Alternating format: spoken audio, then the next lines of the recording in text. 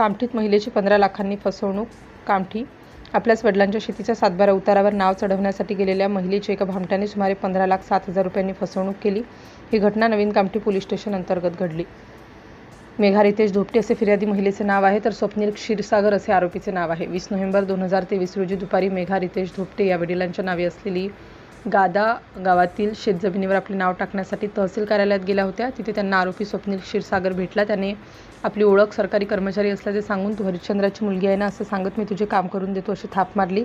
आता सातबारा उतारावर आपलं नाव तात्काळ येईल म्हणून मेघा धोपटे मनातल्या मनात सुखावल्या होत्या. दरम्यान काही वेळाने आरोपी मेघा यांच्या जवळ आला व तुमच्या वडिलांची शेती बँक ऑफ इंडियात गहाण ठेवली आहे. या स्थितीत सातबारा उतारावर आपलं नाव चढवण्याचं असल्यास अधिकाऱ्यांना पैसे द्यावे लागतील अशी थाप मारली. त्यानुसार 21 मे 2026 पर्यंत आरोपीने मेघा धोपटे यांच्याकडून 15,07,000 रुपये घेतले, मात्र त्यांचे काम केलेच नाही. जेव्हा मेघा धोपटे यांनी वारंवार फोन करून आपल्या कामाची विचारणा केली, अखेर आरोपीने फोन बंद करून ठेवला. त्यामुळे आपली फसगत झाल्याचं त्यांना लक्षात आलं. त्यानुसार मग मेघा धोपटे यांनी नवीन कामठी पोलीस स्टेशन गाठून आरोपीच्या विरोधात फसवणुकीची तक्रार दाखल केली. पोलिसांनी गुन्हा दाखल केला. सिटी इंडिया न्यूजसाठी कामठी प्रतिनिधी दिलीप मेश्राम.